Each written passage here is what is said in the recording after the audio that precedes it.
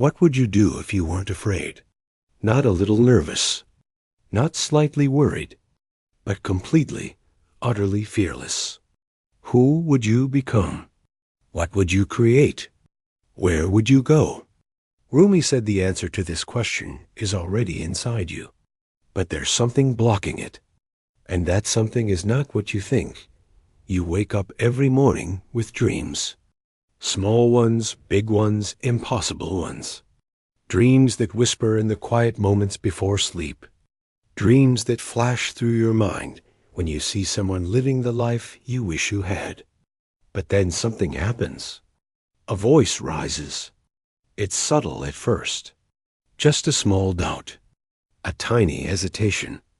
And before you know it, that voice has convinced you to stay exactly where you are. This is not laziness. This is not lack of desire. This is fear. And fear is the most powerful force in human psychology because it doesn't feel like fear. It feels like reason. It feels like wisdom. It feels like common sense protecting you from pain, from failure, from embarrassment. But Rumi saw through this disguise. He understood that fear is not your protector. Fear is your prison guard. Think about the last time you wanted to do something meaningful. Maybe you wanted to speak up in a room full of people. Maybe you wanted to start that project you've been thinking about for years. Maybe you wanted to tell someone how you really feel. What stopped you? You probably told yourself it wasn't the right time. You told yourself you needed to prepare more, learn more, become more. But beneath all those rational explanations was something else. A feeling in your chest. A tightness in your throat. A voice saying, what if you fail? What if they reject you? What if you're not good enough? Rumi spent his entire life studying this voice. Not because he was immune to it, but because he felt it more deeply than most. He knew what it was like to stand at the edge of something beautiful and feel paralyzed. He knew what it was like to have truth burning inside you, but fear keeping your mouth closed. And what he discovered changed everything. Fear, Rumi realized, is not a wall. It is a doorway. The very thing you're running from is the only thing that can set you free. This sounds like a paradox. How can fear be both the prison and the key? How can the thing that holds you back also be the thing that moves you forward? But this is where Rumi's genius appears. He understood that fear is not the problem. Your relationship with fear is the problem. Most people treat fear like an enemy. They try to defeat it, suppress it, ignore it. They wait for the day when they'll finally be brave enough, confident enough, ready enough. But that day never comes. Because fear doesn't disappear when you avoid it. Fear grows stronger. It learns your patterns. It predicts your excuses. It becomes the background noise of your entire existence, until you can't remember what it feels like to live without it. But there's another way.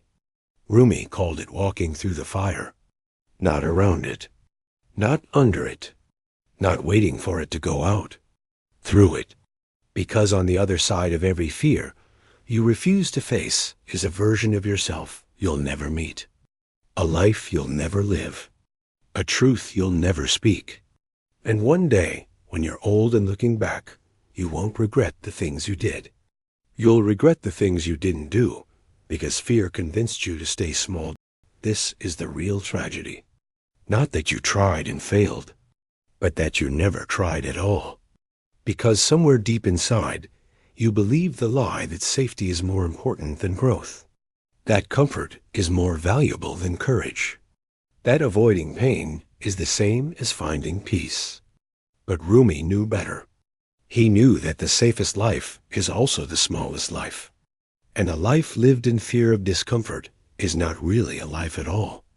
It's just existence. And existence is not enough for a soul that was made to soar. So what happens when you finally decide to face your fear? What happens when you stop running and start walking directly toward the thing that terrifies you? At first, nothing changes.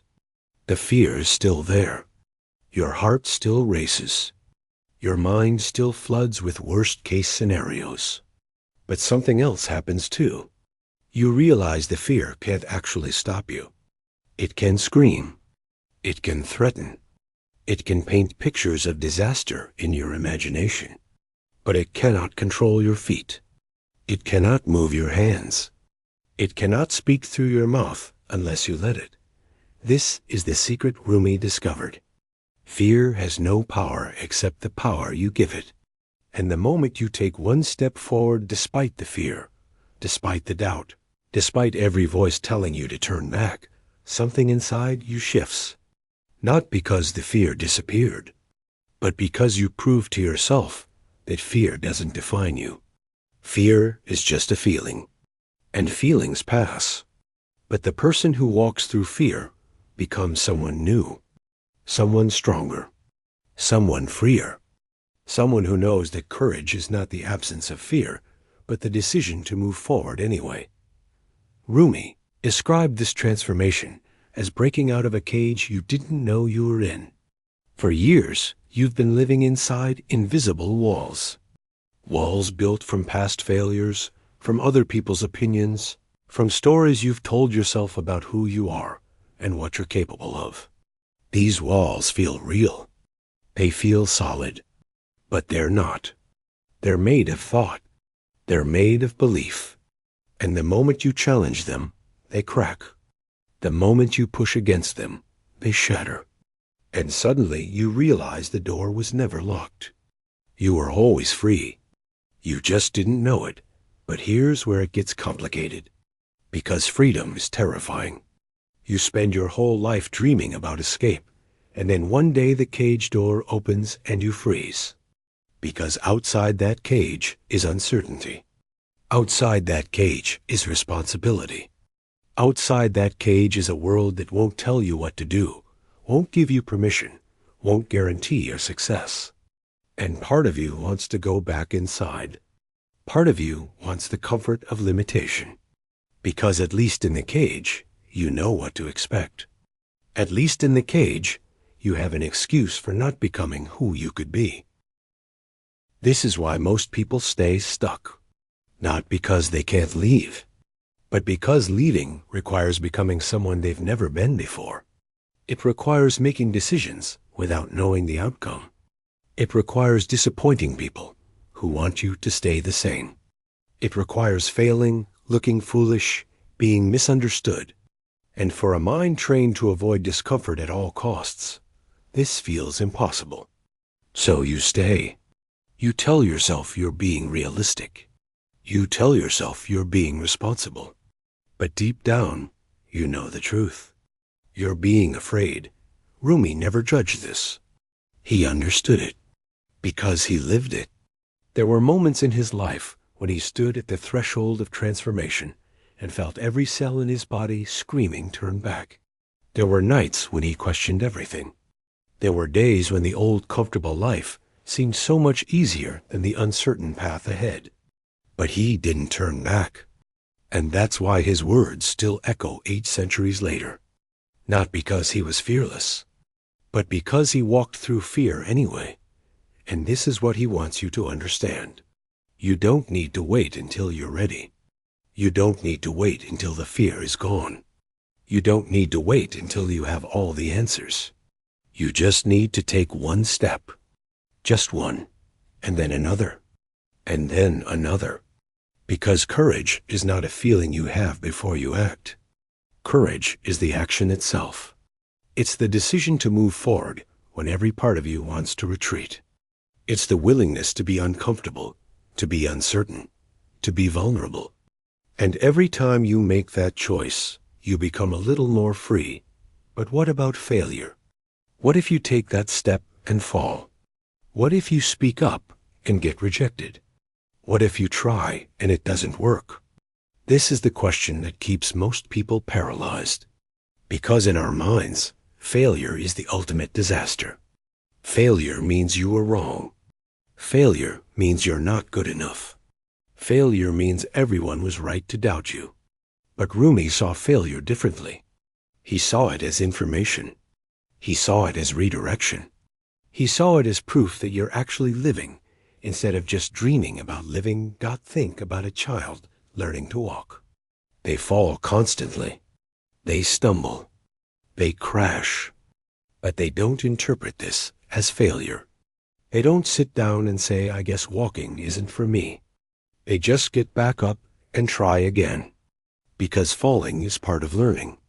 Falling is part of growth. Falling is how you discover what works and what doesn't.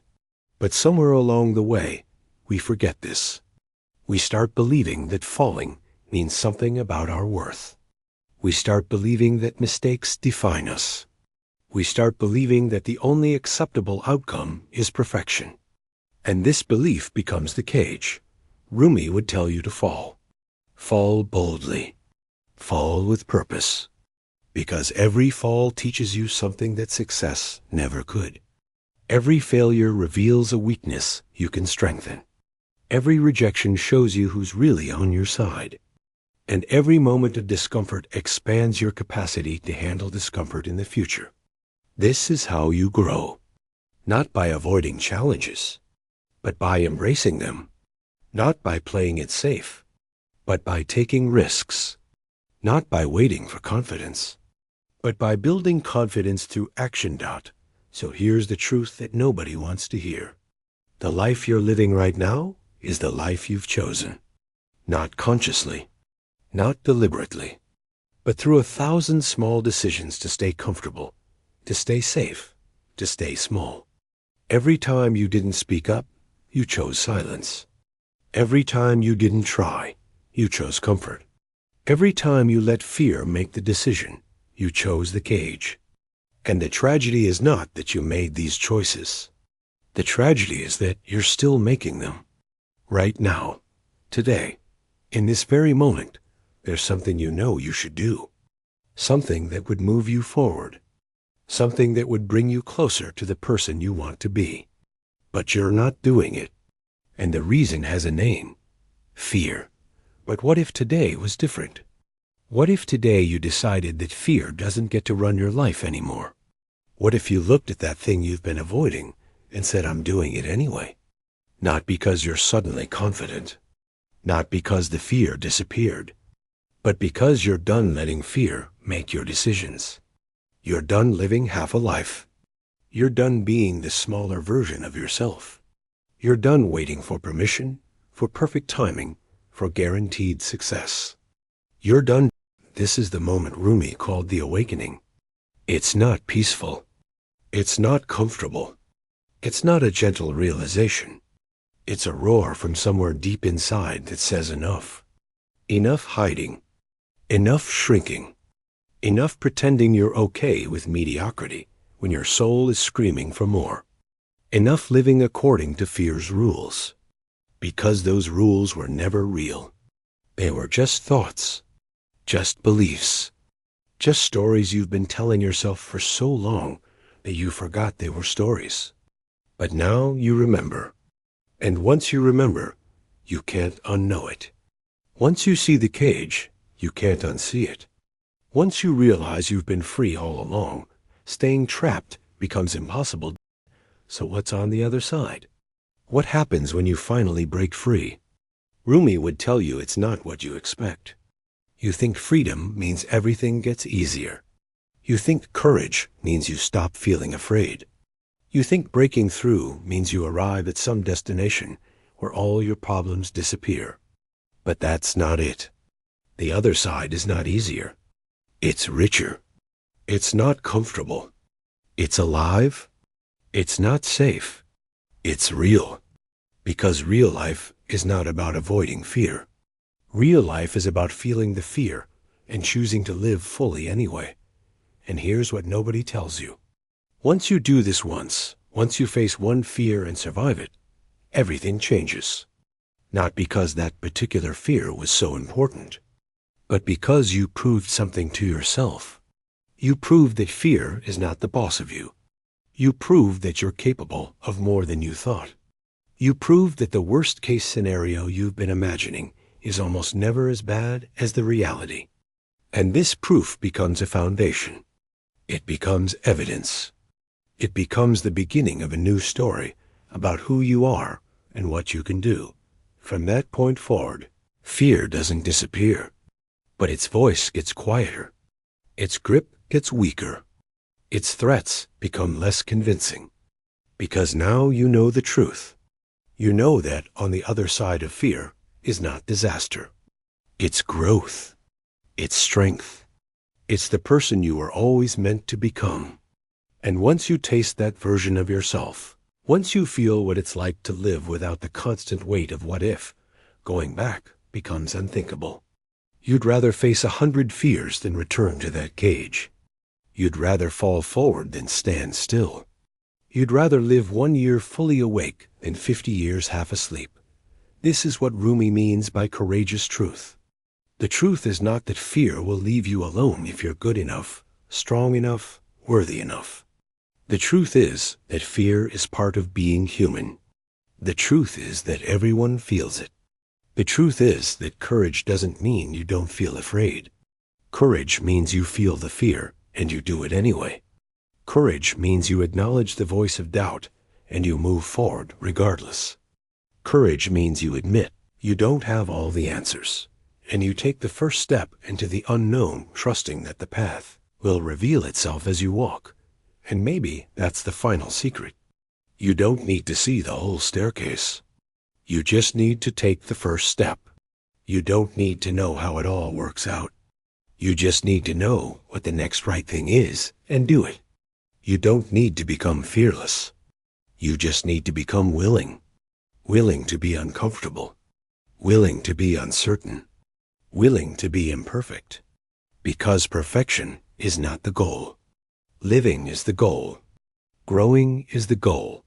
Becoming is the goal. And you can't become anything new while staying exactly where you are. So Rumi's final question is this. What are you waiting for? What permission do you think you need? What guarantee are you hoping for?